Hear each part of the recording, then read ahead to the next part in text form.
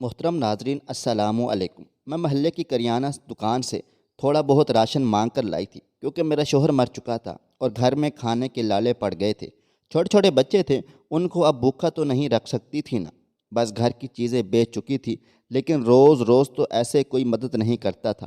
مگر ایک دن وہ کریانے والا بولا، ایک رات میرے ساتھ گزارو، مہینے کا راشن دوں گا۔ میں اپنوں بچوں کو سلا کر رات کے 1 بجے اس کے پاس چلی گئی، مگر وہ مجھے دیکھ کر چیخنے لگا، کیونکہ وہاں پر تو کہتے ہیں انسان اپنی اولاد کے لیے کچھ بھی کر سکتا ہے، اور انسان کو کرنا بھی چاہیے۔ ایسے میں ماں باپ ہیں اس دنیا میں جو اس تکلیف سے تنگ آ کر اپنی اولاد کا گلا دبا دیتے ہیں، لیکن میرے اندر اتنی ہمت نہیں تھی، پر کچھ اور کرنے کی ہمت ضرور تھی، اور آج میں وہی کرنے جا رہی تھی۔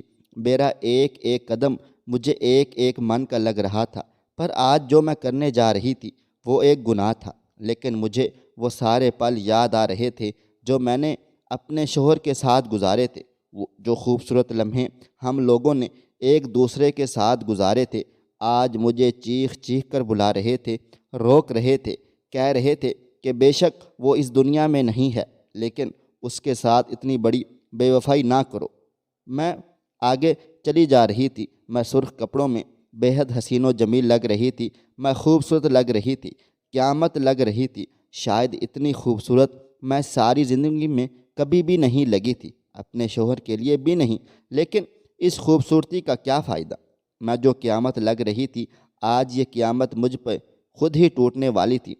میں اس شخص کے کمرے کے اندر چلی گئی، لیکن پھر ایسا منظر دیکھا کہ میں ہاتھ جوڑ کر زمین پر بیٹھ گئی تھی اور اللہ کا نام لینے لگی اور رونے لگی، کیونکہ میرے سامنے ایک آج ایسا منظر پیش ہوا تھا۔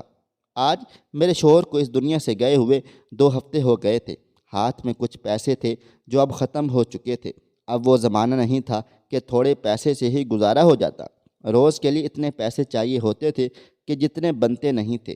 میرے 3 بچے تھے، میں نے 10 سال کے بعد بچہ پیدا کیا تھا۔ میرے شوہر کو بہت زیادہ شوق تھا کہ اس کے ڈھیروں سارے بچے ہوں۔ وہ یہ بھی کہتا تھا کہ مرد کی عزت اس بات سے ہوتی ہے کہ اس کی اولاد کتنی ہے۔ اگر اس نے بچوں کی فوج لگائی ہو تو دوسرے مرد اس پر رش کرتے ہیں اور خوش ہوتے ہیں، اور اس کو دیکھ کر یہ سوچتے ہیں کہ یہ کتنا خوش قسمت ہے۔ اس کے پیچھے کیا وجہ تھی یہ مجھے سمجھ نہیں آتی تھی، کیونکہ میری شادی بھی کم عمر میں ہوئی تھی، لیکن میرا شوہر کہتا تھا کہ اسے بہت سارے بچے چاہئیں۔ ہر سال کے بعد بچہ پیدا کرنا کوئی آسان کام نہیں ہے۔ جب ڈاکٹر نے پہلے بچے پر کہہ دیا کہ اس کا تو بڑا آپریشن ہوگا، تو میرے شوہر کا منہ کھلے کا کھلا رہ گیا تھا۔ اس نے کہا، اگر اس کا پہلا آپریشن ہو گیا تو پھر یہ ساری زندگی 4 آپریشن سے زیادہ نہیں کروا سکتی۔ ایک دفعہ آپریشن ہو جائے پھر دوبارہ ہی آپریشن ہوتا ہے۔ آپ ایسا کریں، کسی طرح نارمل ڈلیوری کر دیں۔ ڈاکٹر نے مجھے بعد میں کہا تھا کہ تمہارے شوہر کو تمہاری پرواہ نہیں ہے، بس اسے آگے کی پڑی ہوئی ہے۔ اگر ابھی زندہ رہو گی تو آگے بچے پیدا ہوں گے نا۔ میں نے کہا کہ وہ جو کہتے ہیں ان کی بات مان لیں۔ ڈاکٹر نے ان کی بات مان لی، لیکن میں جس تکلیف سے گزری وہ میں ہی جانتی ہوں۔ اس کے بعد میرے دل میں میرے شوہر کے لیے کوئی جگہ نہیں تھی، لیکن جب میں نے اس کو اس کی اولاد دے دی اور میں گھر واپس آئی تو اس نے میرا بہت زیادہ خیال رکھا تھا، اتنا خیال رکھا تھا کہ مجھے اس سے 30 دن میں 30 بار محبت ہو گئی تھی۔ اتنا خیال تو کوئی بھی شوہر کسی بھی بیوی کا نہیں رکھتا تھا۔ ہمارے آس پاس کے گھروں میں الگ الگ کہانیاں سن چکی تھی کہ بس مرد تو سارے ایک جیسے ہی ہوتے ہیں، لیکن میرا شوہر بہت اچھا تھا۔ وہ آدمی برا نہیں تھا، لیکن آگے کی نہیں سوچتا تھا۔ اس دنیا سے چلا گیا اور ہم لوگ بے سہارا ہو گئے تھے۔ ہمارے اپنے رشتہ داروں کے گھر آنا جانا کبھی نہیں رکھتا تھا، کسی مصیبت میں کسی کام بھی نہیں آتا تھا، لیکن اگر کوئی مصیبت میں کام آیا بھی ہوتا تو کوئی مدد نہ کرتا تھا، کیونکہ آج کل زمانہ ہی ایسا تھا۔ گھر کی چیزیں بکنا شروع ہو گئی تھیں، میں چیزیں مانگنے پر آ گئی تھی۔ کبھی کسی کے گھر سے 1 پلیٹ دے کے اس سے کھانا کھا لیتے، اور کبھی کہیں سے 1 پلیٹ چاول یا کوئی چیز مانگ کے پانی میں پکا کے کھا لیتے تھے۔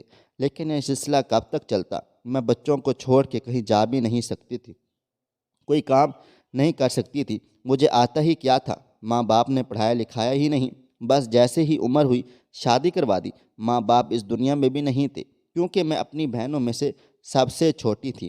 سارے بہن بھائی اپنے اپنے گھر والے تھے، وہ تھوڑی بہت مدد کر دیا کرتے تھے، لیکن اس سے کوئی فائدہ نہیں ہوا تھا، کیونکہ ہم جن حالات میں پھنسے ہوئے تھے ہمیں تو روز مدد کی ضرورت تھی۔ کوئی ایسا ہوتا جو ہمارے خرچے ہوتا تھا۔ ہمارے محلے میں ایک کریانہ سٹور والا تھا۔ میں ایک دن اس کی دکان پر چلی گئی تھی۔ اس کے بارے میں بھی عجیب و غریب قسم کی باتیں مشہور تھیں۔ کچھ لوگ کہتے تھے کہ بڑا ہی لالچی آدمی ہے، اور کچھ لوگ کہتے تھے کہ اچھا آدمی ہے، لیکن اگر وہ سب کے ساتھ اچھا بنتا تو پھر اس کا کاروبار کیسے چلتا؟ کیونکہ لوگ تو ادھار پر بھی راشن لے جاتے ہیں، لیکن میرے پاس تو پیسے نہیں تھے۔ میں تھوڑی دیر تک وہاں کھڑی رہی۔ وہ بھی دیکھ رہا تھا کہ میں کھڑی ہوں، لیکن میں نے اس طرح کی شکل بنائی تھی کہ میں سوچ رہی ہوں کہ مجھے کیا کیا لینا ہے۔ پھر میں نے کہا کہ مجھے راشن کی سخت ضرورت ہے اور میرے پاس پیسے بھی نہیں ہیں۔ وہ میرے شوہر کو اچھی طرح جانتا تھا۔ اس نے راشن مفت میں دے دیا اور کہا ٹھیک ہے لے جاؤ، اور اس نے مجھے سر سے لے کر پاؤں تک دیکھا تھا۔ اس کی نظر کچھ عجیب و غریب سی لگ گئی تھی، لیکن شاید میں کچھ زیادہ ہی سوچ رہی تھی، کیونکہ اب اکیلی ہو گئی تھی، اس لیے دل میں عجیب و غریب قسم کے خیالات آتے رہتے تھے۔ ایسا لگتا تھا کہ سب لوگ ہی میرے دشمن ہیں، کوئی بھی میرا اپنا نہیں ہے۔ بچے اتنے چھوٹے تھے کہ وہ میری مدد نہیں کر سکتے تھے، ابھی انہیں خود سنبھلنے کی اشد ضرورت تھی۔ میری سب سے چھوٹی بیٹی صرف 4 مہینے کی تھی۔ میں اس کو چھوڑ کر بھلا کہیں کیسے جا سکتی تھی؟ حالات بد سے بدتر ہوتے چلے جا رہے تھے۔ اب میں روز اس کریانے والے کی دکان پر جاتی اور کوئی نہ کوئی چیز ادھار لے آتی۔ وہ اس چیز کو کھاتے میں لکھ لیتا تھا۔ وہ یہ سمجھ رہا تھا کہ میں نے کھاتا کھلوایا ہے اور میں بعد میں پیسے دے دوں گی۔ میرا شوہر بھی اسی طرح کرتا تھا۔ محلے کے باقی لوگ بھی ایسا ہی کیا کرتے تھے، لیکن اسے کیا پتہ تھا کہ میرے پاس بعد میں دینے کے لیے کچھ بھی نہیں ہے۔ اب بھی کچھ نہیں ہے اور آگے بھی کچھ نہیں ہوگا۔ گھر کی وہ چیزیں بھی بیچ دی ہیں جن کو بیچنے کی ضرورت نہیں تھی۔ ایک دن ایک عورت میرے گھر آئی۔ وہ میری واحد دوست تھی، لیکن جب سے میرے شوہر اس دنیا سے چلے گئے تھے وہ پہلی بار آئی تھی۔ مجھے اس سے مدد کی کوئی ضرورت بھی نہیں تھی اور نہ ہی کوئی امید تھی، کیونکہ اس کے حالات بھی میری ہی طرح کے تھے۔ اس کا شوہر کسی اور لڑکی کے ساتھ تھا، اس کا چکر چل رہا تھا۔ وہ خود بھی بڑی پریشان رہتی تھی، پھر بھی گھر سے ایک ٹائم کا کھانا بنا کر لے آئی اور آ کر میرے پاس بیٹھ گئی تھی۔ میرے بچوں کو کھانا کھلانے لگ گئی۔ میں نے کہا تم کیسی ہو؟ اس نے کہا مجھے چھوڑو، تمہارے حالات کے بارے میں میں سب جانتی ہوں، کیسا گزر بسر ہو رہا ہے۔ میں نے کہا میں کرانے کی دکان پر جاتی ہوں، کبھی کوئی چیز لے کر آتی ہوں اور کبھی کوئی۔ اس نے کہا یہ سب کیسے کرتی ہو؟ پیسے کہاں سے دیتی ہو؟ میں نے کہا پیسے نہیں ہیں، یوں سمجھ لو ادھار چل رہا ہے۔ تو اس نے کہا وہ آدمی تو بڑا عجیب و غریب قسم کا ہے، وہ پیسے لینے لوگوں کے گھر پہنچ جاتا ہے۔ میں نے کہا جب گھر آئے گا تب کا تب دیکھا جائے گا، اب اور کیا کروں، 3 بچے ہیں، کیسے گزارا ہوگا؟ اس نے کہا محنت مزدوری کرو۔ میں نے کہا اتنے چھوٹے بچوں کو چھوڑ کے کیسے جاؤں؟ اس نے کہا کچھ تو کرنا ہی پڑے گا۔ مجھے اس کی بات پر بہت زیادہ غصہ آیا کہ مجھے صلاح دے کر چلی گئی ہے، خود محنت مزدوری کرنے جاتی ہے، تبھی تو اس کا شوہر دوسری عورتوں کے پیچھے چلا جاتا ہے۔ لیکن میرے شوہر تو اس دنیا میں ہی نہیں تھے۔ پتہ نہیں کیوں مجھے اس کی بات پر غصہ آ گیا تھا۔ شاید مجھے گھر بیٹھ کر ادھار کی چیز لے کر کھانے کی عادت ہو گئی تھی۔ میں نے کہا جو چل رہا ہے چلنے دو، کوئی اٹھا کر پولیس میں تو نہیں دے دے گا نا، ادھار کیا ہے، ایک دن پیسے لوٹا دوں گی، کچھ نہ کچھ ہو جائے گا۔ میں نے خود اللہ کے آسرے پر چھوڑ دیا تھا۔ ویسے تو ہم سب کو ہی اللہ تعالیٰ کا آسرا ہی ہوتا ہے، لیکن میں نے تو خود کو ایسے چھوڑ دیا تھا کہ بس کچھ نہ کچھ ہو جائے گا، لیکن کر کچھ بھی نہیں رہی تھی۔ شاید یہی میری سب سے بڑی غلطی تھی، لیکن فی الحال میرے پاس اور کوئی راستہ بھی نہیں تھا۔ دن اسی طرح گزرتے چلے جا رہے تھے۔ میرے بچوں نے تو ایک اور بھی کام شروع کر دیا تھا۔ جو ہی بچے تھوڑے سے بڑے ہوئے، سمجھدار ہوئے، وہ جا کر اپنے لیے کھانے پینے کا سامان لے آتے تھے، کہتے تھے کہ بعد میں پیسے دے دیں گے۔ اب بچے تھے، انہیں بھلا کیسے روک سکتی تھی؟ پہلے ہی وہ بار بار پوچھتے تھے کہ ہمارا باپ کہاں ہے۔ ایسے میں اگر ان کا دل بہلانے کو 10 روپے کی کوئی چیز لے آتے تو میں انہیں روک نہیں سکتی تھی۔ اپنے شوہر کی بہت زیادہ یاد آتی تھی۔ دیکھا جائے تو میرے ساتھ بہت برا ہو گیا تھا۔ میرے شوہر نے میرے ساتھ اچھا نہیں کیا تھا۔ چھوٹی سی عمر میں مجھے 3 بچوں کی ذمہ داری دے دی اور خود دنیا سے چلا گیا تھا۔ میرا وجود میں خود میں اتنی خوبصورت تھی کہ اگر میرا صرف ایک بچہ ہوتا تو میری پھر سے شادی ہو جاتی، کوئی نہ کوئی میری خوبصورتی دیکھ کر مجھ سے شادی کر لیتا۔ لیکن اب 3 بچوں کا بوجھ کون اٹھائے گا؟ کسی کو پاگل کتے بھی کاٹے تو وہ ایک خوبصورت لڑکی کے پیچھے 3 بچوں کا خرچ بھی نہیں اٹھائے گا۔ اگر وہ 3 بچوں کو صرف دال روٹی سبزی بھی کھلائے تو بھی خرچ اتنا زیادہ ہو جائے گا کہ وہ پچھتائے گا۔ میں نے اس عورت سے شادی ہی کیوں کی؟ میرے شوہر نے میری زندگی کو خوبصورت بنانے کی بڑی کوشش کی تھی، لیکن اب اس کے جانے کے بعد میری مدد کوئی بھی نہیں کر سکتا تھا۔ مجھے اپنی مدد خود ہی کرنی تھی، لیکن سمجھ میں نہیں آتا تھا کہ چھوٹے بچوں کے ساتھ یہ سب کچھ کیسے ہوگا۔ ایک دن میں دکان پر گئی تو مجھے کریانے والے نے ایک عجیب سی بات کر ڈالی تھی جو اسے بالکل بھی نہیں کرنی چاہیے تھی۔ اس نے کہا، پہلے تو تم اتنی خوبصورت ہوتی تھی، تم نے اپنا کیا حال بنا لیا ہے؟ میں نے کہا، آپ کو تو پتہ ہے میرا شوہر اس دنیا میں نہیں ہے۔ اس نے کہا، شوہر نہ ہو تو کیا ہوا؟ انسان اپنا خیال رکھنا چھوڑ دیتا ہے؟ میں نے اسے کہا، شاید آپ بھول رہے ہیں، آپ اس معاشرے میں رہتے ہیں جہاں بیوہ کو تیل میں پکا کھانا بھی نہیں ملتا، جوتا بھی نہیں پہن سکتی اور سوتی بھی زمین پر ہے۔ تو پھر آپ یہ کیسے کہہ سکتے ہیں کہ شوہر کے جانے کے بعد کیا انسان مر جاتا ہے؟ وہ کہنے لگا، وہ سب تو پرانی باتیں تھیں، آج کل کون ان باتوں کو مانتا ہے؟ میں سامان میں کچھ کریمیں ڈال دیتا ہوں، اپنا خیال رکھا کرو۔ میں نے کہا، ان چیزوں کی جگہ آپ میرے بچوں کے لیے کوئی اور چیز دے دیں، سج سنور کے، بھلا اب میں نے کس کو دکھانا ہے؟ اس سے چلو میرے بچوں کا پیٹ تو بھر جائے گا، میرے چہرے پر خود ہی خوشی اور رونق آ جائے گی۔ اس نے کہا، وہ بھی میں تمہیں دے دوں گا، لیکن اپنا خیال رکھا کرو، تم جیسی خوبصورت عورت پورے گاؤں میں بھی نہیں ہے، کیوں اپنے آپ کو خراب کرتی ہو؟ میں نے کہا، خراب تو ہو گئی ہوں۔ اس نے کہا، نہیں نہیں، تمہیں دیکھ کر کوئی بھی نہیں کہہ سکتا کہ تمہارے 3 بچے ہیں، تم میں ابھی بھی بہت زیادہ خوبصورتی باقی ہے۔ پتہ نہیں میں اس سے ساری باتیں کیوں کر رہی تھی اور وہ بھی یہ سب کیوں بول رہا تھا۔ میری زندگی میں تھا ہی کون جس سے میں اپنے دل کی باتیں کرتی؟ میرے شوہر بھی چلے گئے تھے، شاید میرا دل بھرا ہوا تھا، اور اتنا بھرا ہوا تھا کہ میں نے اس پرائے آدمی سے ہی اپنے دل کی باتیں کرنی شروع کر ڈالی تھیں۔ ایسا ہوتا ہے کبھی کبھی کہ انسان جو باتیں اپنوں سے بھی نہیں کر سکتا وہ کسی اجنبی سے کر لیتا ہے، کیونکہ اپنے اسے جج کرتے ہیں اور پرائے اسے جج نہیں کرتے، اس لیے شاید وہ اس طرح کی حرکتیں اور کرتا ہے۔ اور میرے ساتھ بھی یہی سب کچھ ہوا تھا، لیکن یہ کوئی ایسی بات نہیں تھی، میں نے کوئی ایسی ویسی بات نہیں کی، اگر کچھ بول دیا ہوگا تو کیا ہوگا؟ لیکن جب میں نے گھر آ کر دیکھا تو اس نے سامان کے اندر شیمپو، کریم، لپسٹک، پاؤڈر وغیرہ ڈال دیا تھا۔ کیا یہ مجھے سب کچھ لگانا چاہیے تھا؟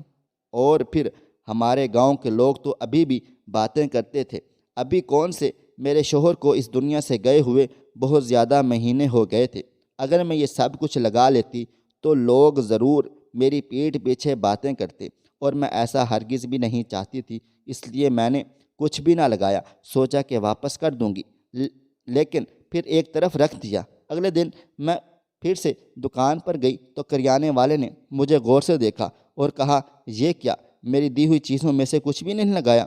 میں نے کہا، دل نہیں مانتا میرا۔ اس نے کہا، دل کو سمجھا لو، تمہارے دل کے نہ ماننے سے تمہارا شوہر واپس تو نہیں آنے والا۔ میں نے کہا، تمہاری بات ٹھیک ہے، پتہ نہیں کیوں میں اس سے اپنے دل کی بات کر لیتی تھی، شاید میں اس سے مفت میں چیزیں لے رہی تھی، اس لیے اسے اپنی مجبوریاں بھی بتا دیتی تھی۔ آج تو میں نے اس سے اپنی بیٹی کی دوا کے پیسے بھی لے لیے تھے، وہ صرف راشن ہی دیتا تھا، یہ بھی اس کی مہربانی تھی، لیکن دوا کے پیسے بھی دے دیے۔ بیٹی بیمار ہے تو اسے لے جاؤ۔ اس نے کہا، میں بیٹی کو ڈاکٹر کے پاس لے گئی تو وہ وہاں پر کچھ عورتیں بیٹھی تھیں، اس کریانے والے کا نام محبوب تھا۔ مجھے کہنے لگیں، یہ تو کوئی کام بھی نہیں کرتی، پھر اس کے پاس یہ پیسے کہاں سے آئے ہیں کہ ڈاکٹروں کے پاس پھر رہی ہے اور بیٹی کے لیے دوائیاں بھی لے رہی ہے؟ وہ تو ایسے کہہ رہی تھیں جیسے میں کسی پارک میں گھوم پھر رہی تھی۔ سب کہنے لگے، ہاں ہاں، وہ دکاندار ہے نا محبوب، آج کل اس پر بڑا مہربان ہے، ویسے ہے تو بڑا کھڑوس، کسی کو 1 روپیہ تک نہیں دیتا، لیکن سنا ہے اس کے اوپر بڑے پیسے لٹا رہا ہے، ہر چیز دے رہا ہے۔ مجھے اپنے بارے میں یہ باتیں سننا مشکل ہو رہی تھی، میں اپنے ہی بارے میں باتیں سن رہی تھی، لیکن اس طرح سے پیش آ رہی تھی جیسے کچھ سنائی نہیں دے رہا۔ اب تو وہ عورتیں اونچی آواز میں بولنے لگی تاکہ میں سن لوں، اور میرے لیے وہاں پر بیٹھنا مشکل ہو گیا تھا۔ جب میری باری آئی تو بیٹی کو چیک اپ کروا کے دوائی لے کر فوراً واپس آ گئی تھی۔ میں نے سوچا بھی نہیں تھا کہ میرے بارے میں کبھی اس طرح کی باتیں ہوں گی، لیکن گاؤں والے تو ایسے ہی ہوتے ہیں، چھوٹی چھوٹی باتوں کے بڑے بڑے قصے بنا دیتے ہیں۔ مجھے اس پل یہ سوچنا چاہیے تھا کہ میرے بارے میں جہاں میری دشمن بھی کوئی غلط بات نہیں بول سکتی تھی، آج پورا گاؤں میرے خلاف باتیں کر رہا تھا۔ ایسا کیوں ہو رہا تھا؟ میں نے ہی انہیں موقع دیا تھا، مجھے خود کو سنبھالنا چاہیے تھا اور ان ساری باتوں سے باہر نکلنا چاہیے تھا، لیکن میں نے سوچا تو ویسے ہی باتیں کرتے ہیں، دنیا کیا کہتی ہے؟ دنیا صرف باتیں ہی کرتی رہتی ہے۔ یہ لوگ میرے گھر میں راشن تو نہیں ڈلواتے، وہ بھلا آدمی ہے جو ہماری مدد کر رہا ہے، اور میں ان کی باتوں میں آ کر اس کی مدد لینے سے انکار کر ڈالوں تو میرے بچے بھوک سے مر جائیں گے۔ پھر کیا یہ سب لوگ میرے بچوں کو کھانا دیں گے؟ اگر یہ میرے بچوں کو کھانا دینے کی ذمہ داری اٹھا لیتے ہیں تو ٹھیک ہے، پھر میں کسی سے کوئی سامان وغیرہ نہیں لیتی۔ ایک رات میرے شوہر بھی خواب میں آئے، جب سے وہ اس دنیا سے چلے گئے تھے پہلی بار میرے خواب میں آئے۔ میں نے ان سے کہا تم نے میرے ساتھ اچھا نہیں کیا، میں بہت زیادہ پریشان ہوں۔ تو انہوں نے کہا کہ سب کچھ ٹھیک ٹھاک ہو جائے گا، لیکن تم جو کر رہی ہو وہ ٹھیک نہیں کر رہی ہو۔ میں حیران و پریشان رہ گئی تھی، اور مجھے اچانک سے ایسے لگا جیسے یہ خواب نہیں ہے اور وہ میری آنکھوں کے سامنے سے غائب ہو گئے تھے۔ میں اٹھی تو مجھے پسینہ آ رہا تھا، تو یہ خواب ہی تھا، لیکن وہ بہت عجیب و غریب سا تھا۔ پتہ نہیں وہ کس طرف اشارہ کر رہے تھے کہ تم جو کر رہی ہو وہ ٹھیک نہیں ہے۔ اب میں اس بات کو بھلا کیا سمجھوں؟ خوابوں میں کہاں لوگ اشارے دیتے ہیں؟ لوگ تو کہتے ہیں کہ خواب دماغ کا فطور ہوتا ہے۔ میں نے کریانے والے سے بہت سارا سامان لے لیا تھا، سوچا آج بھی جانا ہے، پر عجیب لگ رہا تھا۔ آج تو جانے سے پہلے میں نے ہونٹوں پر اس کی دی ہوئی لپسٹک لگائی تاکہ وہ دیکھے اور خوش ہو جائے اور سامان دے دے، کوئی اور بات چیت نہ کرے۔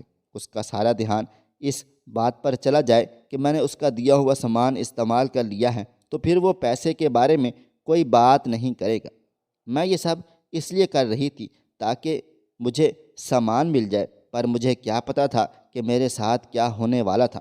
میں دکان پر گئی، اس نے فوراً ہی محسوس کر لیا تھا کہ میں نے لپسٹک لگائی ہے، یعنی کہ اس نے دیکھ لیا تھا، اور اس کے چہرے پر مسکراہٹ آ گئی تھی۔ کہنے لگا واہ، آج تو تم بہت اچھی لگ رہی ہو۔ یہی بات ہے، واقعہ تم بہت خوبصورت لگ رہی ہو، بولو کیا چاہیے؟ میں بھی خوش ہو گئی تھی، جو کرنے آئی تھی وہ ہو رہا ہے۔ میں نے کہا کہ بچے بڑے ہو رہے ہیں، تھوڑے بہت راشن سے گزارا نہیں ہوتا۔ اس نے کہا ابھی تو راشن آیا ہی نہیں ہے، میں نے خود مال نہیں منگوایا، لیکن جو بھی تمہیں چاہیے میں ڈال کے دے دیتا ہوں۔ پھر اس کے بعد اس کا کوئی صحیح حل بھی نکال لیتے ہیں۔ مہینے کے مہینے راشن لے جایا کرو، یوں روز روز آتی ہو اچھا نہیں لگتا، اور گاؤں والے بھی باتیں کر رہے ہیں۔ میں نے کہا ہاں ہاں، گاؤں والے تو بہت باتیں کر رہے ہیں، آپ اتنے اچھے اور نیک انسان ہیں، آپ میری اتنی مدد کر رہے ہیں، لیکن وہ پھر بھی ہمارے بارے میں الٹی سیدھی باتیں ہی کر رہے ہیں۔ اس نے کہا ایسا ہی ہوتا ہے، کوئی کسی کے لیے اچھا کرتا ہے تو دنیا والے سے اسے استعمال بھی کر لیتے ہیں، لیکن تم فکر مت کرو۔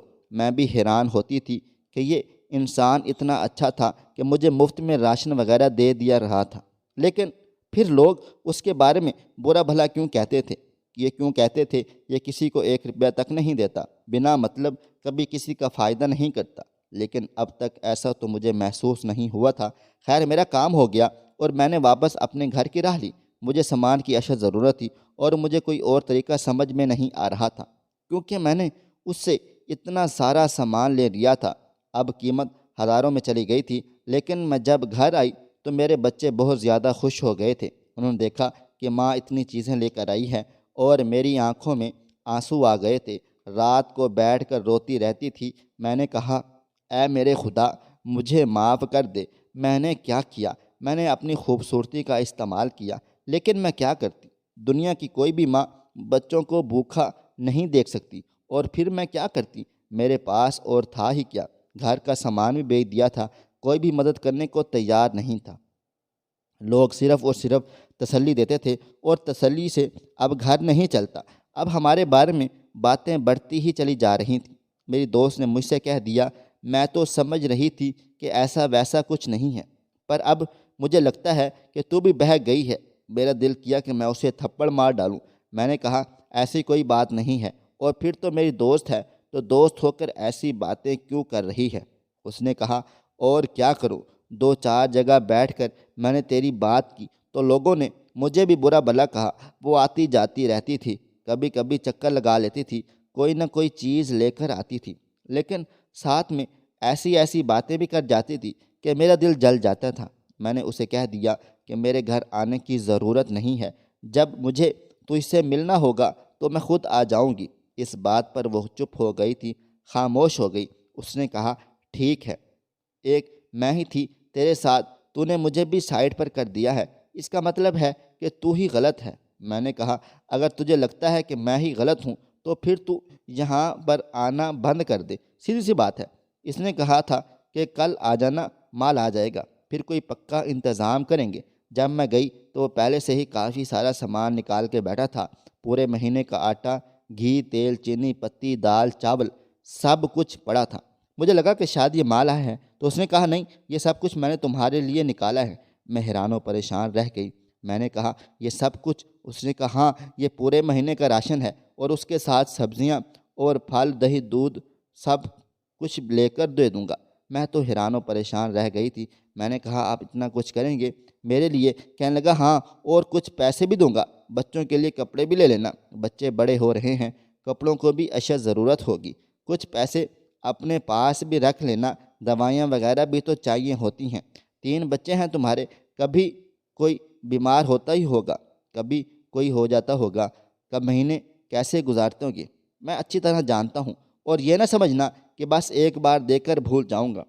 جب بھی آؤ گی، کوئی بھی بات ہوگی تو میں ہی تمہاری مدد کروں گا۔ میں نے کہا کہ آپ کا یہ تو بہت بڑا احسان ہوگا مجھ پر، لیکن آپ کہہ رہے تھے کہ کوئی پکا انتظام کریں گے، اس کا کیا مطلب ہے؟ تو اس نے کہا، دیکھو، آج مجھے تم سے بہت ضروری بات کرنی ہے۔ اس نے آس پاس دیکھا، ابھی دکان پر کوئی بھی نہیں تھا، دوپہر کا وقت تھا۔ اس نے کہا، یہ سب کچھ میں تمہیں دے رہا ہوں، لیکن یوں ہی نہیں دے رہا، تمہیں میرا ایک کام کرنا ہوگا۔ میں نے سوچا کہ شاید وہ مجھ سے کوئی ضروری کام کروانا چاہتا ہے، کیونکہ مجھے پتہ چلا تھا کہ اس کی بیوی کے ہاں بچہ پیدا ہونے والا تھا۔ شاید مجھ سے کوئی مدد چاہتا تھا۔ میں نے کہا، ہاں ہاں، تم جو کہو گے میں کروں گی، جو بھی مدد ہے میں کرنے کو بالکل تیار ہوں۔ اس نے کہا، میری بات پھر دھیان سے سنو۔ پھر اس نے مجھے ایسی بات کہی کہ میرے کانوں سے جیسے دھواں نکلنے لگا ہو۔ میں اسے دیکھ کر حیران و پریشان ہو رہی تھی، پر اس نے اپنی بات صاف صاف کر ڈالی تھی، سیدھے 2 ٹوک لفظ تھے۔ اس نے کہا، میری بیوی کے ہاں آج کل اولاد ہونے والی ہے۔ میں نے کہا، ہاں، مجھے گاؤں کی عورتوں نے بتایا ہے۔ ہو سکتا ہے آپ کو میری مدد اس کے لیے چاہیے ہو، کیونکہ شاید وہ گھر کا کوئی کام وغیرہ نہیں کر پا رہی ہوگی۔ میں کر دوں گی اور بچہ بھی سنبھال لوں گی۔ اس نے کہا، اسے چھوڑ دو، میں تمہیں کچھ اور ہی بتانا چاہتا ہوں۔ میں نے کہا، کیا مطلب ہے؟ میں سمجھی نہیں۔ اس نے کہا، میری بیوی بہت زیادہ موٹی ہو گئی ہے، میرا اس کے پاس جانے کا دل نہیں کرتا۔ تم میرے ساتھ ایک رات گزار لو اور 1 مہینے کا راشن لے جاؤ۔ میں یہ بات سن کر حیران و پریشان رہ گئی تھی، اور اب مجھے پتہ چل گیا تھا کہ سارے گاؤں والے کیوں کہتے تھے کہ یہ آدمی ایسے ہی کسی کا بھلا نہیں کرتا۔ آخر کار اس نے اپنا فائدہ نکال لیا۔ میں نے اس کی بات سنی اور 2 قدم پیچھے ہٹ گئی۔ اس نے میری طرف دیکھا، میرے چہرے پر حیرانگی تھی۔ اس نے کہا، کیوں، کیا ہو گیا؟ میں نے کوئی عجیب و غریب بات کر ڈالی ہے؟ تم کوئی چھوٹی بچی ہو، 3 بچوں کی ماں ہو، تمہیں نہیں پتہ کہ دنیا کس طرف جا رہی ہے؟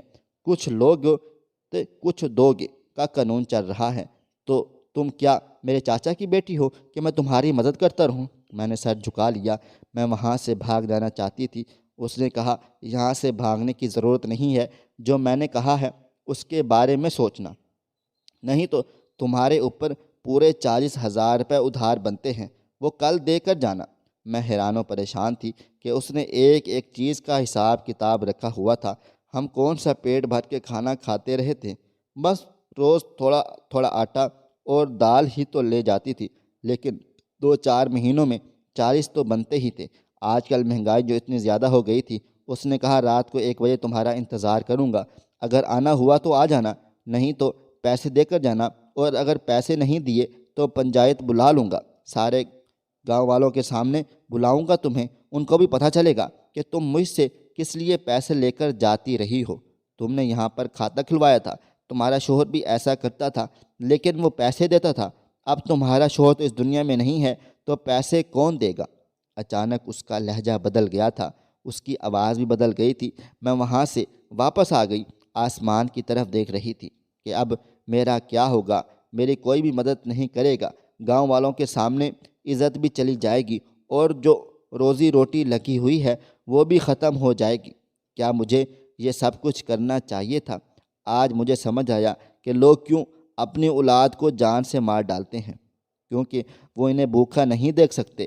لیکن اپنی اولاد کو جان سے مارنے سے تو اچھا تھا کہ میں اپنی جان لے لیتی، لیکن یہ موت ایسی تھی کہ میں مرتی نہیں، زندہ رہتی، لیکن شاید میرے اندر کچھ ٹوٹ جاتا اور میں اپنی روح کی قربانی دینے کو تیار ہو گئی تھی۔ رات کو بیٹھی اپنے بچوں کو دیکھتے رہی، وقت ہو رہا تھا، 12 بج چکے تھے، میرے پاس 1 گھنٹہ تھا۔ میں نے وہ ساری چیزیں اٹھائیں جو اس نے مجھے دی تھی، جن میں سے میں نے خود کو تیار کیا، اور اب میں اس کے گھر کی طرف روانہ ہو چکی تھی۔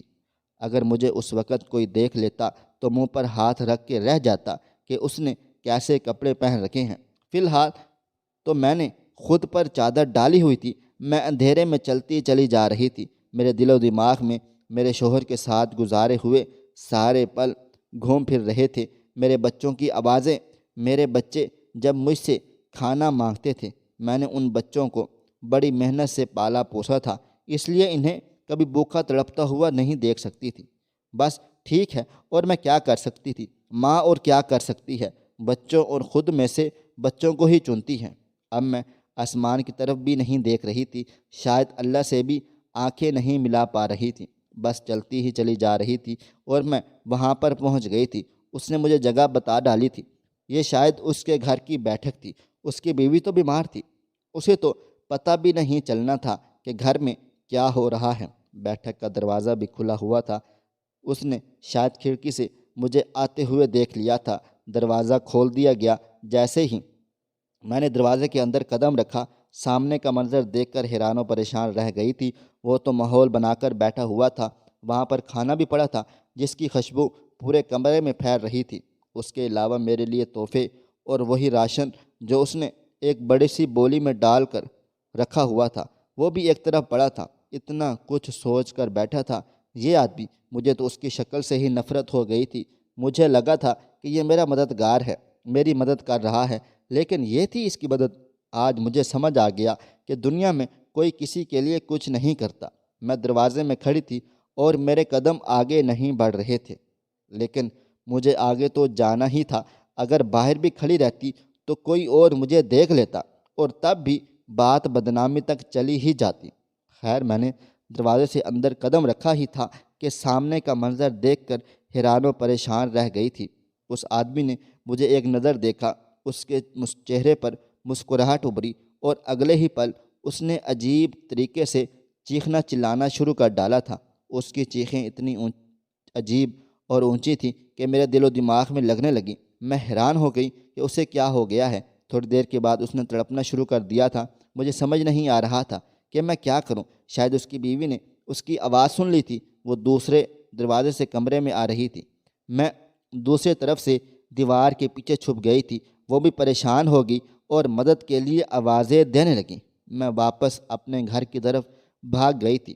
صبح پتہ چلا کہ کریانے والا اس دنیا میں نہیں رہا، کیونکہ اسے ہارٹ اٹیک آ گیا تھا، اور گاؤں والوں کو سمجھ نہیں آیا کہ اس کے ساتھ کیا ہوا ہے۔ ہسپتال لے کر جا رہے تھے کہ راستے میں ہی اس کی موت واقع ہو گئی تھی۔ میں جو اوپر سے یہ سوچ بھی نہیں رہی تھی کہ میں ایک بہت بڑا گناہ کرنے جا رہی ہوں، اور بہت مایوس تھی۔ اب آسمان کی طرف دیکھتے ہوئے میری آنکھوں سے بے اختیار آنسو بہہ گئے تھے۔ کیا اللہ تعالیٰ نے مجھے بچا لیا تھا، یا اس آدمی کی سزا اس کو مل گئی تھی؟ کسی کو کچھ پتہ نہیں تھا کہ میں نے اس کا کتنا قرض چکانا ہے، اس لیے وہ بات وہیں پر ختم ہو گئی۔ لیکن اس کے بعد میں نے بھی سوچ لیا تھا کہ میں ہاتھ پر ہاتھ رکھ کر نہیں بیٹھوں گی، اور اپنے بچوں کو پالنے کے لیے کچھ نہ کچھ کروں گی۔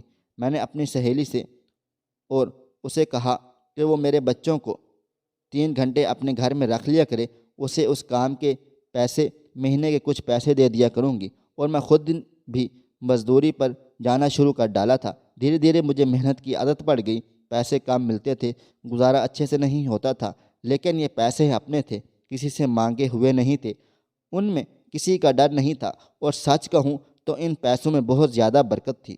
میں نے اپنے کھانا پینا پورا کرنے لگی، پھر تھوڑے بہت پیسے جمع کر کے گھر میں مشین خرید لی، اور گھر میں لوگوں کے کپڑے دھونے کا کام شروع کر دیا تھا۔ اب پورا گاؤں مجھ سے کپڑے دھلواتا تھا۔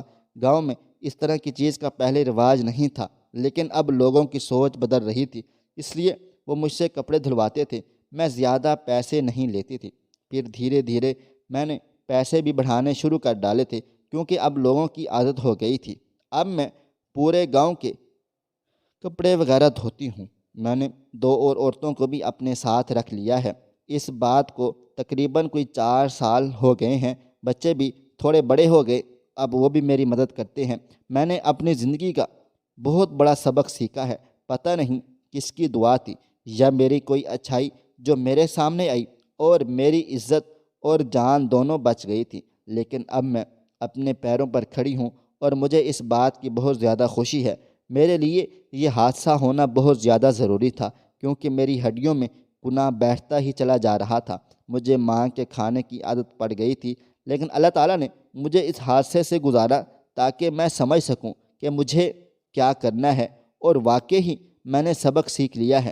یہ دنیا بہت بڑی بری ہے، کبھی کسی کو مفت میں صلاح بھی نہیں دیتا، اور میں سمجھ رہی تھی کہ وہ میرے گھر کا بوجھ اٹھا رہا ہے، اس لیے اس نے میرے لیے دانہ پھینکا تھا، اور وہ مجھے اپنی بات منوانا چاہتا تھا، لیکن اللہ تعالیٰ نے اسے اسی وقت اپنے پاس بلا لیا۔ اور میرے شوہر جو خواب میں آئے تھے، وہ بھی شاید اشارہ یہی تھا کہ میں جو کر رہی تھی وہ بھی ٹھیک نہیں تھا۔ خواہش صرف اتنی ہے کہ کچھ الفاظ لکھوں جس سے کوئی گمراہی کے راستے پہ جاتے جاتے رک جائے، اور نہ بھی رکے تو سوچ میں ضرور پڑ جائے۔ پیارے دوستو، امید کرتا ہوں آپ کو یہ ہماری کہانی پسند آئی ہوگی۔ کہانی پسند آئی ہو تو ویڈیو کو لائک کریں، کومنٹس کریں، شیئر کرنا بالکل بھی نہ بھولیں، اور ہاں، اگر آپ لوگ اس چینل پر نئے ہیں تو اس چینل کو سبسکرائب ضرور کر لیں، اور نوٹیفیکیشن کو ضرور دبا دیں تاکہ آنے والی کہانی سب سے پہلے آپ کو مل سکے۔ ملتے ہیں کل ایک نئی اور دلچسپ کہانی کے ساتھ، تب تک اپنا ڈھیر سارا خیال رکھیے گا۔ اللہ حافظ۔